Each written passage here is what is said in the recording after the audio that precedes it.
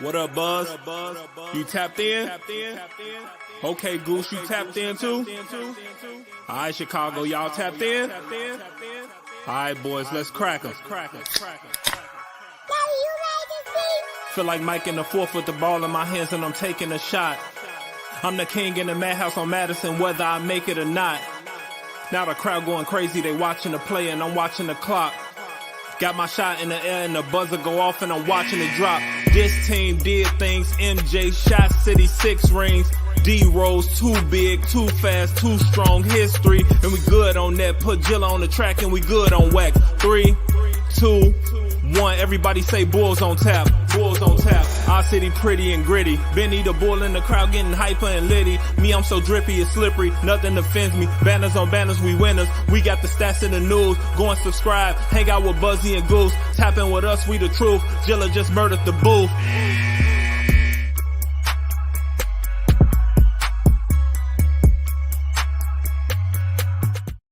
Ladies and gentlemen, welcome to Bulls on Tap. I'm your boy Buzz. I'm joined by my dude Goose, and we are here to recap the 2021-2022 NBA season, talk the Bulls' first-round matchup against the Milwaukee Bucks. But before we do that, be sure to go to OnTap Sportsnet for all your Chicago sports literature and podcasting needs. Following us on Twitter at BullsOnTap, at OnTap Sportsnet. Following Goose at Bulls Scripted, me at BuzzOnTap. Anywhere you can listen to podcasts, you can listen to us, 5-star rating and review, because that's cool and tough. Also, if you're watching on Facebook or Twitter, thank you. Go over to the YouTube, OnTap Sportsnet YouTube page, subscribe, hop in the comment section. Let's talk some shit, man. Let's talk about the Chicago Bulls season. Also, if you're a betting person, Goose has gotten you a gift. That gift is Bet Rivers. Go to betrivers.com, use promo code ONTAP. They will match up to $250 of your first deposit. So Goose just gave you $250. Don't know why he did it. You're not giving me none. I want some. Wait, he already did. I already signed up for it and got it. $500 on your account when you use promo code ONTAP if you deposit $250. BetRivers.com, promo code ONTAP. Goose, I have a beer. I have thoughts. I have you. Here we go. That sounds like a setup for a great podcast. It's all my favorite things. Like in one place. So, I mean, this is our season recap show, really. I mean, I remember when we did the season preview show. With Burke and our Taurus fan club was on with us during that. So we're just coming to you guys live right now, 6 o'clock. Beautiful, because we'll be done early enough where we can enjoy our night and not have to drag ass at work tomorrow. But I just want to get off, I guess, getting right into it here, man. Not initial thoughts, I guess closing thoughts on the 2021-22 NBA season from you. I mean, I really wish that the taste in my mouth wasn't as sour as it is, because if you would have asked me at the beginning of the year if I would have been happy with the 6th seed, a guaranteed playoff spot, avoided the play-in, I would have been ecstatic. I would have told you, fuck yeah, sign me up for that 10 times out of 10. Really no, arguments or complaints there. But given how this season finished, there is that little bit of sourness in your mouth. And the playoff series here with the Bucks can obviously change that. I don't expect a win, but even a good fight in this measuring stick type of series, as we've touched on in previous shows. If you're going to only play in one round, playing the defending champions and a team that is a contender to at least see how you stack up with a team of that caliber in the one round you're going to get to play will at least do us some justice for this year, so the front office knows what they have to do. I guess that being said, overall, though, you have to be extremely excited as a Bulls fan. We are in the playoffs. This is not something that we got to see for almost half a decade. All the pain of rebuilding, Jimmy Butler obviously being gone for half of a decade, being on a third team here since leaving Chicago. A lot has changed in the NBA since we've been in the playoffs, and the East is not the dumpster fire that it used to be. There was not going to be a good matchup in this playoffs in the East this year. So the Bulls got what they got, and we're just going to have to deal with it. Yeah, I guess where I'm at, I had a lot of belief in this team after the offseason came to a close. I thought that our Taurus and Mark built a really fun-looking team on paper, and I wasn't disappointed. I mean, the Bulls came out 38-21 before the All-Star break. It's absolutely massive. A lot of people didn't think that was going to happen, my man. Obviously, after the All-Star break, they went 8-15, so that's not great. But that first half of the season was absolutely awesome to watch. We saw a lot of good players meshing well together. Your Alex Caruso's, your Lonzo Balls, along with Zach and DeMar. You know, you had some surprises like Javonte Green. I mean, you had a lot of cool things going on. A lot of fan favorites, I should say, like fan favorite or popular player. You know what I'm getting at? A lot of those kind of guys on the team, which is pretty awesome. I would definitely say that the season was a success in what they were trying to do. Help get the players that are on the team playoff experience. So if that was a check mark on in their box, you know, they checked it. You know, they did that. They got Zach LaVine to his first ever playoff series. You know, I don't know if he's the guy they build around or not, but you know, with everything that was kind of being said and you know, opinions floating around now. But I have to give the Bulls credit, and they avoided the play-in. They were a for sure lock where they don't have to participate in that stupid shit, the NBA, which is the NBA play-in. I don't care what anybody says. It's stupid. Stupid. Stop changing my sports. Leave them alone.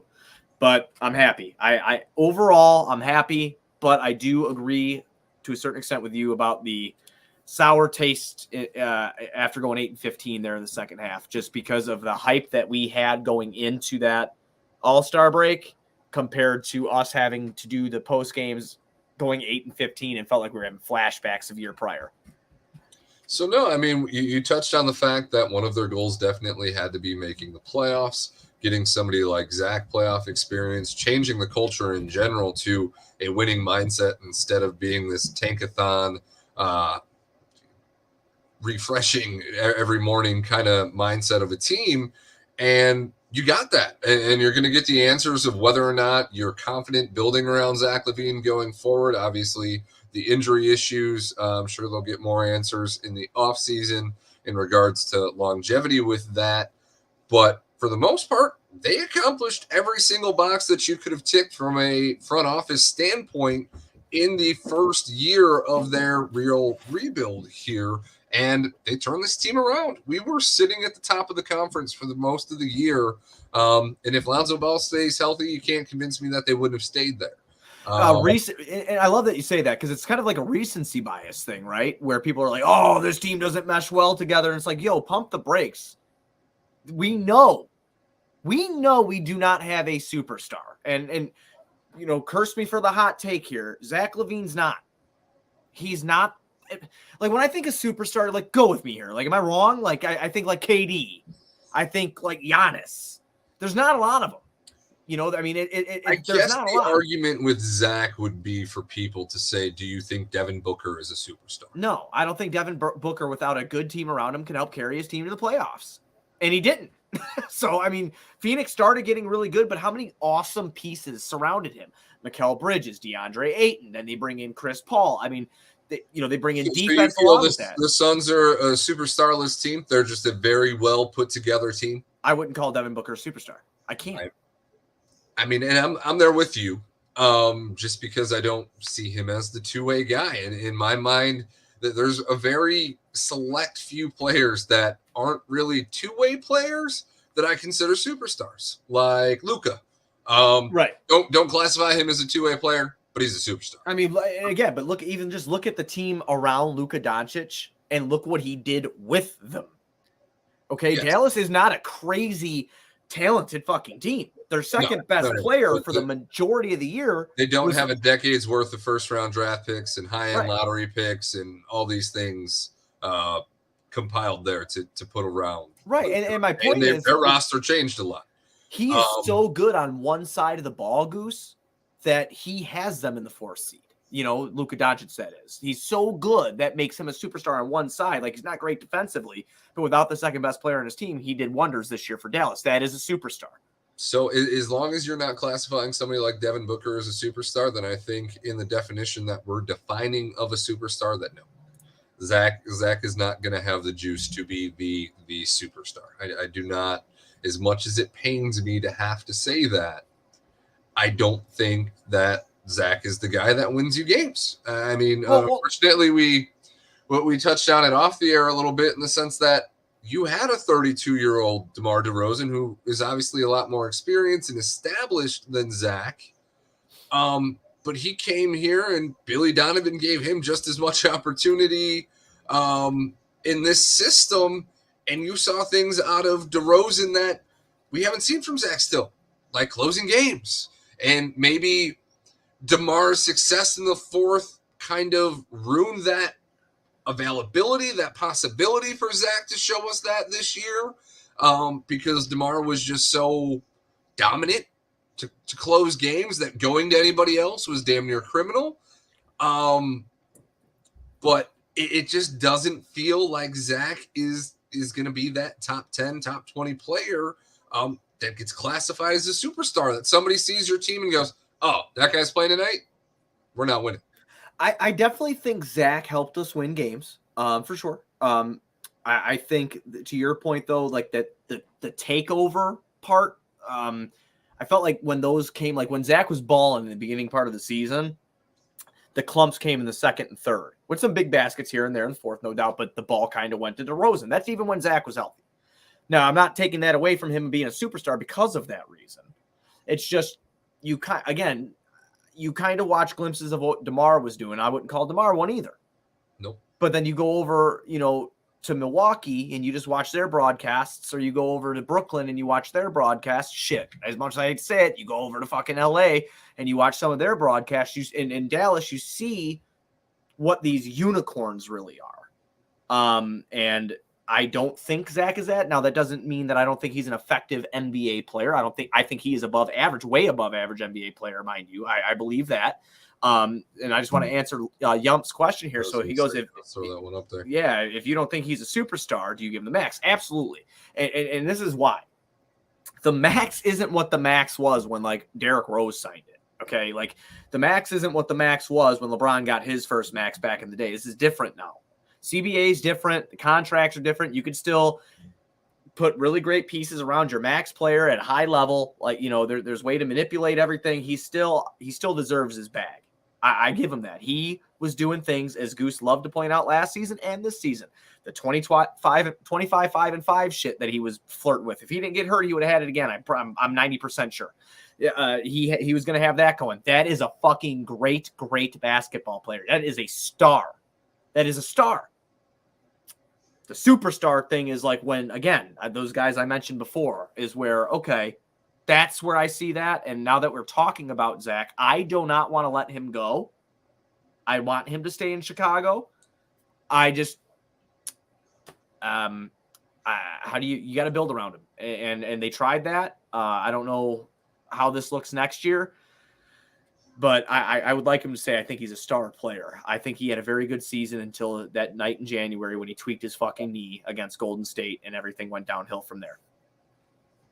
I mean, I think the point of Zach not being a superstar comes down to if you need a supporting player like Lonzo this bad to cover up your flaws on the defensive end where you struggle the most, and have a point guard like Zoe who's willing to be more of an off-ball guard. Zoe's open court, fast break, and connector ability really allows him to hold that point guard, that playmaking title, because he's so good with his vision, but he also plays without the ball the majority of the time. So when you lose somebody like Zoe, it kind of exposes how much of a superstar Zach isn't, but it also shows how valid and how much we needed to add Lonzo to this roster. To answer Yump's question, yes, you max him. Somebody's going to max him. And there's not many guys that can do what he does on the offensive end in the league as consistent and as efficient as he does. And I do think there is still another level to Zach. Like, this is his first winning season. This is going to be his first taste of victory. And it's really hard to be overly critical of him right now with how this season finished. The last 3 games that they actually played in were an embarrassment. And they played like a team that knew that their season was over, that there was nothing left to play for. And you throw in the Lonzo Ball news, and it really just looked like they didn't care and weren't trying. And you have to hope that when the playoffs come around, that there is something to play for. They have something to prove. Zach has a contract that he's trying to solidify, which he's going to get, whether it's Chicago or somebody else. I just the superstar title is something that we're still missing in Chicago, and I don't know how you acquire it. I mean, is a sign and trade with Zach involved? Does that get you a superstar somewhere? Or that's probably unlikely. It's basically, I think the superstar is acquired through either draft, by trading assets that we have that are desirable, or a free agent wanting to come and play here. And we've talked about that before. Does Zach have that kind of juice with the I think stars? so. I think so. I think so. I You're mean, starting to see him pop up in commercials and shit. You're starting to see him, the All-Star Weekend stuff. Is that Rich Paul or is that Zach? I don't know, but Rich Paul could pull some strings and make some things happen. This is true. Rich Paul has the "I can get you paid" angle there. So I definitely think having Zach, not even just on the court itself, but in the organization, and they're taking care of him in the company that he is in now with Rich Paul and Clutch, there's some good things that could possibly happen there. And again, like you said, there could be another level to him, dude. You could be right. Because, I mean, he was ascending. I felt like he was ascending before he hit the knee or hurt the knee. Like, I felt like he was getting better. No, what Zach did show us this year is that he is capable of playing with another ball-dominant player. Demar had an MVP season, and Zach's numbers barely dropped off from when he was the sole lead option. Right. And having that style of player is extremely valuable because if you get the superstar and you somehow manage to retain Zach LaVine, you have a contender for the next 5 years. Right. I have Zach's numbers pulled up for the year. They're very similar to last year's numbers, but 24.4 points per game for Zach this year. He had 4.5 assists, 4.6 rebounds. He shot 47% from the field, which he was flirting with 50 again before, the whole I'm going to beat a dead horse here injury thing. And he shot about 39% from downtown there. So almost 40% from downtown. He played in 67 games. He played 34.7 minutes per game. That was Zach this year. Again, I think he did really well. I'm not going to go through every single person. I'm probably just going to hit the big three and maybe Lonzo because, because you're a ball boy? Because I'm a ball boy. But yeah, so I quick rapid fire. Are you pre-tweaking the knee? Were you happy with how Zach was playing? I'm sure mine's yes too. I'm sure yours is yes. 38 and 21 is hard to argue with. Yeah, no. I mean, there's no way that this man's not getting the bag. There's no way that you will ever see me say not to pay that man that bag. Am I glad that he's going to avoid the Supermax? Yes. Yeah, that's a very good point. So if people are not familiar, if Zach, which he was, if you go back to some early episodes of 2021, 2022, Bulls on Tap, we were convinced at one point, probably 2 months into the season, that Zach LaVine would be getting that max contract, that super max contract, because he was going to be an all NBA player. I truly believe. I thought he was getting there. I really did. Didn't work out for him, which he loses, what is that, 50 mil? I believe he's losing out on due to that. Now he'll only qualify for like 32 to 35 a year, Is what it is. But let's talk about Batman. I want to talk about Batman. I want to talk about Demar Derozan, whose career was made light of when he signed here, that he was not going to fit in, that he didn't have much left, yada, yada, yada. 32 years old. Demar did some shit. Demar averaged 28 points per game this year, about 5 assists, about 5 boards. He shot 50% from the field, and if I am not mistaken, Goose, he shot a career best, which I'm pulling up now. A career best. He did 35% from downtown off about 2 attempts per game. Demar Derozan. I will say it now, just like I did then. That was the best off-season signing the Bulls possibly could have made, I feel. That was realistic. He signed a trade deal, obviously, with Thad Young there. A couple picks involved, and he was absolutely unbelievable. I felt like he brought a chip on his shoulder to this team. I think that he really bonded with the younger guys, like we saw that with Ayo Dosunmu a lot. I felt DeMar was absolutely amazing, and I'm pretty thrilled that he was a Chicago Bull this year, and I'm really happy to see some of the awesome, like the game winners and stuff like that. Some of the cool things he did this year, I'm really glad we got to witness that. It was really sweet. No, I'm glad that DeMar proved my initial feeling of the decision to go after him. Not that I disagree with the point that you made that it was the best available option to make after acquiring Lonzo this offseason. The things he did this season, what he opened my eyes to with him as a player, especially this late in his career, and also just the leadership aspect and the value of what that brought to this team. It's hard to combat the two against each other, but I feel his leadership is almost just as valuable, if not more valuable, than his play to this team. Yeah. We saw what he did with Io in having his jersey retired. In general, what he's done for the young players, what he's done for Zach, just the level of confidence and reassurance that he brought to this team it changed everything. And hopefully we can get some DeMar magic in the playoffs and make this a series and make it something worth fighting and worth watching, because his addition, bar none, best offseason move that I think any team really made. Yeah. In terms of one single player being added, I can't. Can I ask you a fun Chicago question? Go for it.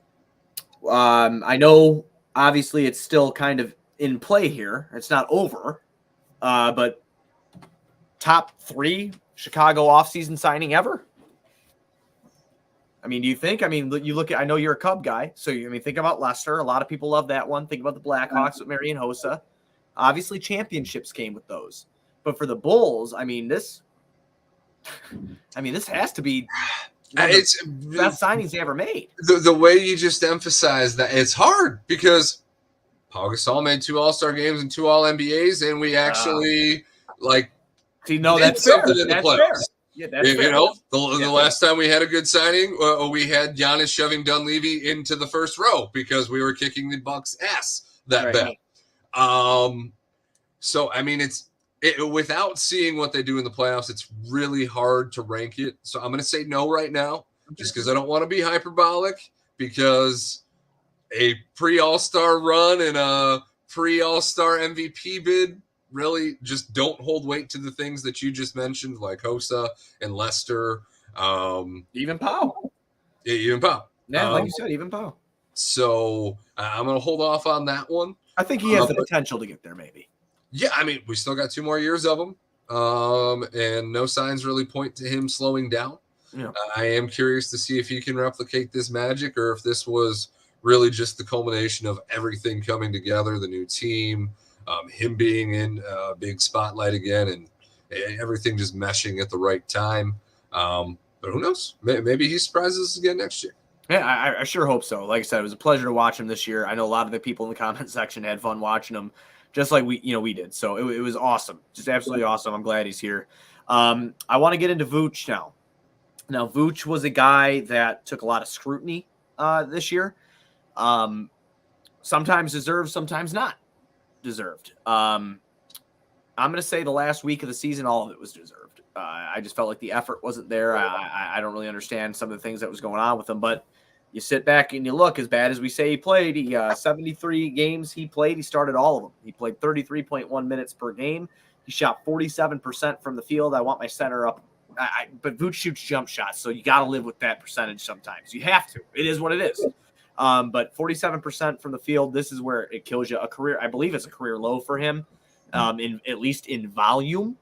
His three-point percentage was 31% this year, and so in volume, actually, okay, so no, it's not a career low. A career low for him in volume was in Orlando in his age 25 season, which was 2015-2016, where he appeared in 65 games, 60 of which were starts. But this is the 3rd worst in his career at 31% for the Bulls this year from downtown. So he's a career 34% shooter now. He was, when he got here, about, 35.5% shooter from downtown. So he struggled from deep this year, no doubt about it. But again, the numbers are pretty good. 17.6 per game is the 3rd option. 11 rebounds per game. He had 3.2 assists. He averaged 1 steal and 1 block per game. And less than 2 turnovers per game as well. It's really hard to hate on Vooch too much. I feel like the expectations for him weren't met just because of what we traded. What you got in Orlando with him being kind of a solo featured star player there, he took a back seat to Zach and Demar. He was kind of on their time and their playbook. And what we got out of him was less than we needed some nights. But at the same time, it's really hard to over criticize a guy that's still a top 10, maybe even top 5 center in the league in terms of an overall player. Like, positionally, he is still one of the best options you are going to find in the league for an all-around player. Maybe fit-wise, being not really a defensive presence for a big when you have 2 ball-dominant scorers as your co-stars. Maybe that the fit really just isn't great for him, but it's really hard to over-criticize somebody who is legitimately still a top 10 player in his position, despite the shooting struggles some nights. As long as he's giving us the effort, he played 73 games. Like, he was available. He averaged a double-double. Like, what more can you really ask for? Yeah, only 2 other players appeared in more games than he did this year. Ayo Dosunmu appeared in the most games for the Bulls this year at 77. And Demar Derozan had 76, and then Vooch with the 73. So yeah, he was there all the time. It just didn't work out. He had a bad year. Not in his averages. I just think I think he would have told you he could have played a lot better. And he was used as a scapegoat a lot, as our boy Chai Sports fan just said. He could have been better though. I just want to preface that there. So getting into another segment here. I know, again, we touched on the top 3. We know we're the 6th seed. We know we're going up against Milwaukee. So if you're just joining us live right now, those are the things we kind of went over. Favorite newcomer of the season for the Bulls? Who was your favorite newcomer? And there's a lot of them, because it was only Kobe White, Patrick Williams, and Zach LaVine, and a half season of Vooch that came over. Who was your favorite newcomer for the Bulls this year? I think, as we saw in terms of MVP of the team, it might be Lonzo Ball, despite DeMar being the one with the MVP caliber season in terms of the player that connects all the pieces on this team in the right ways. I think Lonzo Ball was my favorite new addition, and after that, it's got to be DeMar, just because the things that he did this season just completely opened my eyes to what he is as a person and as a player. But Lonzo, first and foremost. Absolutely. The only correct answer is Marko Simonovic. So I of course, I love Lonzo. I'm ball boy. I took a lot of slack for wanting Lonzo as bad as I did, and I'm glad the fan base likes him, because I remember Fred would be coming at me. Again, I'm still in your boat. Yes, if I could have went and got LaMelo, I would have done the same thing, but I'm glad I ended up with Lonzo. You know what I mean? I thought he was great. He did a lot of cool things. He averaged damn near 2 steals a game, almost a block a game. He was doing some cool shit before he went down, man. He was doing real well. 13 points, 5 boards, 5 assists, 1.8 steal, about a block a game. He shot 42% from the field and 42% from downtown. His field goal percentage and his 3-point percentage are the exact same, 0.423. So Lonzo did a lot of great things. Awesome to watch him play. Sucks that he went down, how that all went down for sure. But he made this offense real fun. Favorite bench player. This is assuming everybody stays healthy. This is assuming that Mitchell Robinson doesn't take out Pat. He's in the starting lineup. Favorite bench player of the year. I feel like it's cheating because he wouldn't really probably be my favorite if he was a bench player. But Javonte Green, hands down. I knew you were going to go Javonte. Yeah, I mean, it's impossible to pick anybody. I mean, I guess it would be easy to pick Ayo. I guess impossible is the wrong word there. But in terms of my favorite bench player this year, Javonte Green. I really hope he comes back. I don't know if he will. I don't think he will, because I think somebody's going to give him some money. Javonte Green did some shit this year. Seriously, I mean, he shows you that he's not going to score you a ton of points, all right? But he could stand in the corner and hit a fucking 3 up to 35% of the time, all right? It's valuable. It is. The 3 at 35%. He doesn't need to play all the time. He's going to get you steals. He's going to hustle. He's going to rebound the ball. He's undersized, and he can guard anybody. I mean, he did really well. He made a name. He made a really great name for himself. He's just a dog, and I really hope that somebody doesn't try to take our dog. Yeah, I'm really hoping so too, man. I really don't want that to happen. I thought in the beginning of the season, my answer would be Alex Caruso. I love Alex Caruso. Then I thought at one time it could have been Derek Jones Jr., but he really didn't. He got hurt. He didn't get to fuck around too much. But I'm gonna go. And I know he started a ton of games. This man did start 40 games, but he was a bench player for a minute, coming off the bench, and he was actually threatening to take somebody's job. And that's Ayo Dosunmu. I'm taking Ayo here. I know that he ended up starting, and he did great as a starter this year. His numbers did go down from his initial shell shock of getting in there and fucking people up, but 11 points, 5.5 assists, and about 3.5 boards in 40 minutes as a starter this year. Goose. 40 minutes as a start. I'm sorry. 40 games. I apologize. 40 games. Like, holy shit. Sorry about that. When Billy started him, he really fucking started him. Yeah, no shit, right? But yeah, I would have to say he was my favorite. And again, this is just me assuming that, or just saying that like everybody was there. Obviously, he got a lot of starts in there. But yeah, it'd be him or Caruso. And then if I can't choose him, if somebody gets salty because he started all the time, it'll be Caruso for sure, because he was, again, exciting, fun, Chicago, Stacyism, hard hat and lunch pail type player. Both of them, really, Caruso and Ayo. So one of those two I'd have to choose. I really enjoyed watching those guys ball out, and I'm excited to see what they do in the playoffs. So, yeah, no, I mean, for Javonte, he might not be in the playoff rotation. The Javonte Green moments might be done. Yeah, I could see that. I do think he might break in a little bit. I think that I'm being honest with you right now. Situationally, because I mean, look, man, Middleton's going to be out, getting heavy minutes in the playoffs, and you're going to want to throw some motherfuckers at these guys that tire him out. Now that you mention that, he has played Giannis pretty well. Yeah, I mean, it's not no one's going to stop him. Do they call Tyler Cook back up for the Giannis matchup? What's going on there? Yeah, no shit, right? Yeah, everybody was on fire about that. No shit. Yeah, Tyler Cook was my favorite newcomer and bench player this year. All the above. Let's talk about a guy that wowed everybody last night, final game of the season. One they almost blew, by the way, but they ended up getting the victory. And that's Pat Williams. 35 points, I believe he had. This is a career high for him. Ayo had a career high too last night. Patrick Williams finally asserted himself on the offensive side of the ball. Did some good shit. Looked all right. Got a lot of free throws. Got himself to the free throw line. Those are things I love to see. Got some dap from his teammates. I think that he's a big key, if healthy, to the future. I still don't see the guy that could take over everything, because I do believe he is too timid. But if there's any time to eat a little bit of crow, it's right now after what he did yesterday when he had the moment to do it. So maybe this was a moment that clicks in his head. He's like, I went out there, I didn't shoot my best, but I still dropped 35, 4, and 4 on these bitches. Maybe he won a game head-to-head with Anthony Edwards.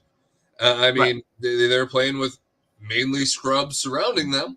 Right. But he went head-to-head with Anthony Edwards, and, I mean, he took the W. So, I mean, to see Pat the last week of the season, maybe the last week and a half, 2 weeks, see him finally start to assert himself and kind of find that confidence is promising. And now it's got to become consistent. Do you feel robbed a little bit because of what happened to him against the Knicks? Of course. Yeah, I feel robbed because me and you have had me and Goose were talking about this the other night. Everybody that's listening, and thank you all for listening all year. We've done the best listens we've ever had. We've had the most engagement we've ever had. It's been really fun. But we were talking about releasing our going off of the air talks, because there's so many times where I'm like, this fucking Patrick Williams pissing me off. Like, dude, you're a monster. Like, look, in person. You were there in person. Me and Goose against Charlotte. We got there at 5:00, went down, watched the shoot around. This dude is fucking so fast and big. All the physical tools are there that everybody talks about. It's just the same thing I always say. It's in between the ears, man. In practice, he was dogging bitches. And I thought when that game started, I thought he was going to drop 40. I said, I looked at Juice. I'm like, dude, this dude's going to fucking go nuts. He's going to go nuts. And then it didn't happen that way. We got fucking blown out. But, his Charlotte game was brutal. Yeah, it was horrible. But he's got something, I think, in there. He just needs to unlock it with his mind. And once he does that, he might be a fucking problem. He really might be. This might be if everybody asks, like, oh, is this, is the next superstar on the team already, or they're gonna have to go and find something? If this kid figures it out, I don't know, man. He's got a midi. He does. He's got a midi. He's got a 3-point shot. If he can get to the rim like he was doing and then turn it on the defensive end where he can improve, he's not bad, though. Like, watch out. Maybe it is there. Maybe I was wrong. Maybe I'll eat crow on it. I guess we'll see. I mean, that's the funny thing about eating crow, at least in regards to your own team. Eating crow feels good. Like, I want to eat crow. I want to be wrong about my Patrick Williams draft take. I'm glad that I had to eat crow on my DeMar DeRozan initial takes. Right. But I mean, Pat, what he showed, hopefully we get flashes of in the playoffs too. We need it when it matters, not when it's last game of the season, open recess, go have fun and go play. Right. I mean, because if we're basing everything off of last night, blow the whole damn team up and build around Io and Pat. Like, right. Well, yeah, right. Yeah, I get it. Yeah, I guess I just felt robbed a little bit because that, like you said, that last week or whatever, like the night that I went to Disney, and like he just fucking went nuts and like he was looking really good, and I'm like, holy shit, dude. Like, okay, maybe it's in there, and he strung a couple of them together. So, hey, man, practice makes perfect. Consistency is key. So if he can keep doing it, maybe it becomes a routine for him. Maybe he does it every night. To Jeremy. Disney was great, my man. Thank you very much. I missed you all, though. That's why I came back. All right. Biggest disappointment for you of the 2021-2022 NBA season. Everybody in the comments, throw yours in there. If you're on Twitter, get off of Twitter. I see all of you on the Twitter. I see it with my eyes. Come on over here to the YouTube. Subscribe to Untitled. If you don't even want to subscribe, don't. I don't care. Don't. Just hop in the comment section. Biggest disappointment of the 2021-2022 NBA season for the Bulls. Who let you down the most? I think Kobe White's second half to the season. Yeah, I thought you were going to go there. I mean, Vooch is the easy one. I'll leave that one on the platter for you.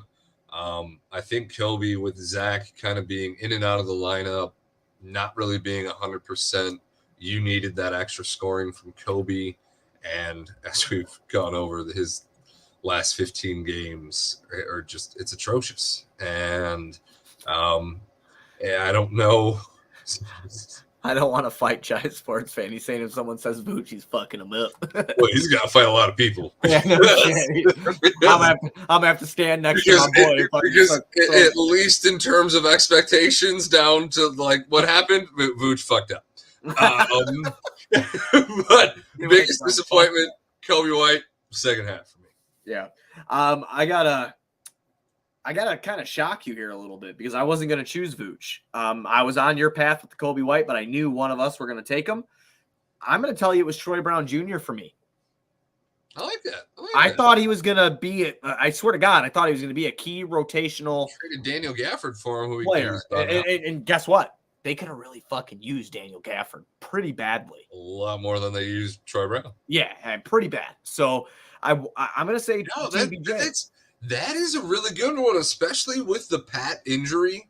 Yeah. I thought it might have been his time to shine. Yeah. Getting some more minutes. They said, give me that shit. Yeah. Because if you go back and watch bubble tape, and even some college tape, but mostly bubble tape of his time in Washington, running the offense, defending, hitting the three. Like, he's not some world beater by any means necessary, but it's those kind of guys that could do a little bit of everything that help teams get. He's the kind of guy that if he was a 3-and-D player and he actually got minutes, the loss of Lonzo wouldn't have been so evident like it was. Right. He really just didn't have any volume shooters, and you needed Troy Brown to be that 3-and-D guy, and he just wasn't. And ready. He'd have a good game, and then he'd have a string of 4 or 5 in a row after. Then sometimes he wouldn't even break the rotation. Like last night, he comes out and he just starts hitting shots and doing and I was happy because I liked the kid. I really thought he was going to be better than he was. We were stoked about that trade. I was. I still. I mean, I guess I'm not anymore because season's over. But I mean, season's over. His contract's up, and it's right. all she wrote. Yeah. So I mean, I was. That was my biggest disappointment thus far, player wise. because I really thought key rotational minutes out of him and, taking some of the point guard duties, that positionless basketball shit, getting Kobe some looks, getting to the rim, doing defending in the bench, just stuff like that the Bulls could have really used. On a team devoid of two-way players, Troy Brown was one of our only shots at having an extra two-way player. Yeah, and it just didn't work out. So we actually have a Billy Donovan here. We have a Billy Donovan from Jeremy Munoz. So, yeah, we were going to definitely touch on that, too. That was actually my next thing to bring up here. I got my little list of notes. Your opinion on Billy the Kid in his second year as Chicago Bulls head coach. How do you think he did? I mean, to have a completely revamped roster, to have 3-star players that are all one-sided offensive players, to have a top 10 defense with really just Lonzo and Caruso as your defensive kind of stoppers and being able to rotate them and adjust them when healthy in a way to keep this team in the top 10 of offensive defensive ratings. I can't say that Billy Donovan was a disappointment. He was asked to make a lot of changes to accommodate a lot of egos.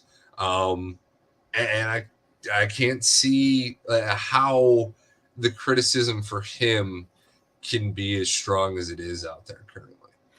Yeah, this is 72 and 72 is like, I have to look at that. I don't know if that's it or not, but like, I'm not using that against him. Okay. He had a really hard time and he had a D Boylan, the fucking team. So let's just throw that out there real quick. Billy Donovan, I have a couple gripes about him. Failed to make offensive and defensive adjustments during games, kept running drop coverage when it was obviously not working. Those are some things that I didn't like. I thought Bulls could have, benefited going a little bit more zone here and there, because obviously man-to-man and then going to the drop and doing all the switching wasn't working very well. That's one thing I think could have happened. Drawing up better plays than ISO ball for just Zach and Demar, and not if he didn't draw those up and the players just didn't listen, then I don't. Again, I'm not there. I don't fucking know. I'm watching from the outside, just like we all are. Without a point guard, how else? That's exactly where you beat me to it, because when he had everybody that he should have had, that was a top 5 offense in the NBA. For a stretch of basketball. So much you can do with a rookie point guard running your offense on a team that's supposed to be a contender. 100%. So I still give Billy an A. I do. I give Billy an A. He helped turn this team around. I'm not going to sit here and go after Billy Donovan. I just came off of fucking, like Fred Hoiberg and Jim Boylan. I look at Billy and I'm like, yeah, I would definitely pray to you. Because the people I had before were fucking terrible. And I can't deal with it. So I think Billy did an all right job. I think he'd be better. I also think he dealt with a lot of adversity in this year. It was not easy for him, waking up in the morning and finding out, Lonzo's knee injury is a lot more serious, or the 5th game of the year, this young project Pat that I'm excited to implement into this offense just breaks his fucking wrist. And then Grayson Allen's bitch ass throws my best defender to the ground. And then Zach tweaks his fucking knee. Not to mention the beginning of the year with fucking COVID shit. Everybody got COVID. Everybody. Including him. There was a lot of things that people forget in the beginning of the season that happened that were borderline traumatic. No, Billy treaded water better than any coach could have at the top of the standings before officially losing Lonzo and Zach kind of going into this day-to-day mode where you didn't know if you were going to have Zach on a nightly basis or not. I have very little criticism for Billy in terms of this season, and I really hope and I doubt that the front office has any concept of getting rid of him. I think the fact that he is a player coach and he tailors the team to the players. You've seen DeMar DeRozan at age 32 get arguably his best NBA season, singular, his individual season under Billy.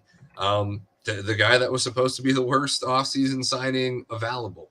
So to see Billy take a completely new roster, find the strengths, kind of build on them, and hopefully for the playoffs here, cut down on some of our weaknesses and maybe play some more zone. Maybe he's saving the defensive tricks up his sleeves for the series when it matters. So there's no film to study. I mean, let's not forget this guy did win 2 NCAA national championships in Florida. I mean, getting to the mountaintop is a hard thing to do, no matter what profession or school or whatever. Even NCAA back then too was fucking dominant. It was like crazy. So it's not, I mean, you had a lot of players that stayed longer in the game that day. At that time. I think Billy's a good coach. I think he got a little bit unfair shake, and I'm excited for him coming back. Next season. So that's where I'm at with him. Shifting gears into the now, into the present. We kind of went through, we ran up and down, talked about some players, hit our favorites, hit our not favorites. If we would have kept Mac McClung, we would have won the championship. No doubt. Anyway, getting into the playoffs. We're going up against Milwaukee. We lost that so important home court advantage that you and I had discussed. That's gone. I want a series prediction from you. Games. Now, Matt Berkland will be releasing a series prediction article. He took some of the BullsOnTap writers from OnTapSportsNet.com. He got them all together. He's doing a little prediction article. I took it's going to be 4-2. I took. I think that the Bulls will steal one on the road, and I think they'll steal one at home. And that's where I'm at. I think the Bulls do lose, though, 4-2 in this series. I'm a little less optimistic. I'm going 4-1. I think we steal the first game at home, and that's about all she wrote. I think we put up a little fight, and after we lose that home game, that usually signifies the damn near end of the series. To that, we'll roll over and just kind of take it. Yeah, So this is the reason I gave. The size and the experience of Milwaukee is going to be very hard to overcome for us. But I do want to say one more thing here. Usually the team with the best player on the court has a great chance to win. And Giannis is, by a very, very wide margin, the best player on the court when these two teams suit up and go at it. I mean, Pat's not going to stop him? Don't think so, man. You can only kind of hope to contain Giannis, and the only way you can kind of do that is turn him into a jump shooter, and the Bulls don't have anybody scary enough to stop him from getting into the paint whenever the fuck he wants. And no one big enough to really move him. So it's going to be a hard time for them. But I have 4-2. I think that Demar and Zach show a little bit of magic to steal us one. So, or to steal us two. So that's kind of where I'm at with it right now. All right. No, like I said, I'm a little less optimistic. I would like to think that what we saw from Brook Lopez destroying Vucevic the other night was a little bit more of a fluke. That would like to be a matchup that I'd give to Vooch over Brook. Obviously, Giannis kind of nullifies any advantage you have there, but just the fact that I don't know, it's no, not the more I'm thinking about it. I'd probably take Middleton over Zach. DeMar might be really the only kind of advantage you got there. Yeah. You gave me a scary face. Middleton plays both sides of the ball. He's won a championship. I know. He's been there. He's done this. And he's not on one knee right now. Exactly. So, yeah. Chris Middleton is a fucking bad dude.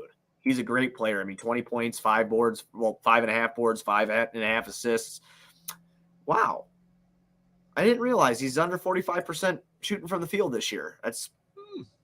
Didn't realize that. The last couple of years, he's been above 45%, so that's why I was kind of shocked by that. But that's fine, whatever. He's still a great player. Like you said, both ends of the floor, he does really well. They also have Drew Holiday, who's a motherfucker. So, and that seems to be DeMar's kryptonite. So I'm a little worried about that. But yeah, we'll just have to see what happens. Again, I'm glad to be in the playoffs, man. I'm glad that we're here. At least we get to do post games for playoff basketball. This is the first time OnTap Sportsnet launched in April of 2019. This is our third year doing this show together, you and I, and this is our first time talking postseason basketball. Usually we're fucking waiting for the draft really hard right now. Yeah, usually we're celebrating at this time of the year because our tankathon standing is done moving and we can just hit simulate for the next couple of weeks until we find out our fate. Well, where are let's pull up the good old tankathon here. Where we haven't pulled it up all year. Where are we? Since we're sitting sixth, well, what's the magical place here? Where are we at? You got me pulling it up now live too. We're sitting 18-19 area. 18-19? All right, so top 20. We get a top 20 pick. Yeah. Oh, yeah, we're going to the playoffs, and we get a top 20 pick. So, yeah, not bad, right? I mean, it's really not when you think about it, because chances of us actually winning the championship, even if we stayed in first, were kind of still slim to none. Like, even when we were in first, it was like, yeah, we're contenders. We're fringe contenders. If everything goes right and that we keep this going, then yeah, sure, we can compete. But we were never really convinced that we were, like, the contender. Right. So being sixth, but maybe we get the best of both here. We still get Acme's Magic at a shot at stealing another hot prospect here in the late teens, and we get some playoff experience. I think like a lot of the best too is like for a team like Charlotte, who's locked into the 14th seed because they're going in, they're going to go into the play-in, right? I mean, they have a possibility to make some shit happen, get into the playoffs, and still have a lottery pick. Yeah, I mean, that was the dream for us last year. That was what we were hoping for. It just never really happened. Fucking wild. Just wild. But yeah, man, I mean, I cannot believe we talked about fucking Tankathon. What, man? We dropped far enough to where it was a valid question of where we were drafting. No, it's totally fair. I hadn't thought about it all year. The season's over. Right. We made it through a full NBA season. No, you're right. Tankathon. We had to check at the end to see where we were going to be picking. That's valid to a season recap. It's just like I looked at that shit every day, Like when we were bad, I was like, oh man. I didn't have to look at it this year, so I felt good about myself for once, fucking great. I don't really have much else, man. We went over the season, we went over the playoff preview with the Bucks. I mean, defending NBA champions, Giannis, Chris Middleton, Brook Lopez, Drew Holiday, a bitch ass Grayson Allen. Whew. There's a lot there, but I don't have much else, man. In case anybody doesn't know, the Bulls will be playing next Sunday, which is Easter Sunday. They will be playing. I will be watching. We will be doing a post game. You better believe we will be doing a post game. It is the first fucking playoff game since 2017. It's the first playoff game Goose and I get to talk about together here on Bulls on Tap. We will be live right after the game. Sorry for all that mouthful. You got anything else, man? If the Bulls are getting their ass kicked in this series, I fully expect to see Grayson Allen shoved into the third row like Giannis said done leaving. It has to happen. I like it, and it will happen. At the very least, we need Grayson Allen blood. Fuck Grayson Allen, yeah. I hate him. I still hate him. I mean, he beat my ass, but fuck him. Fuck him. Everybody, thank you for joining us on our recap show / preview show. Thank you if you've joined us all year, too, here at Bulls on Tap. It's been awesome. We only missed like 8-9 episodes of post games this year, which is fucking... So we had a Vooch season. Yeah, we did pretty goddamn well, considering I went to a ton of them, and there was other nights they were really late, but we made them pretty much all happen. So thank you to everybody who listens or comments. We'll be back next Sunday, when the Bulls play the Bucks. It'll be good rest for everybody. Zach Caruso getting some, well-deserved rest. Demar Derozan too. He needs some rest. So it's going to be a good week off for those guys. Good juju all around. Hopefully the Bulls can make something happen when their game starts on Sunday. So be sure to go to OnTapSportsNet.com for all your Chicago sports literature and podcasting needs. Following us on Twitter at BullsOnTap, at OnTapSportsNet. Following Goose at BullsScripted, me at BuzzOnTap. Anywhere you can listen to podcasts, you can listen to us. 5-star rating and review because that's cool and tough. If you could, please go to the YouTube, OnTap Sportsnet, type that in on the search bar, hit the subscribe button. You can hop in the comment section with us and all of our friends that get in here all the time and just talk Bulls basketball. It's always a great time. Also, if you're a betting person, go to BetRivers.com, use promo code OnTap. They will match up to $250 of your first deposit. If you deposit $250, they will deposit $250. That's $500. You should go and do that. BetRivers.com, promo code OnTap. We'll see you next Sunday for the first Bulls playoff game since 2017, man. Since 2017.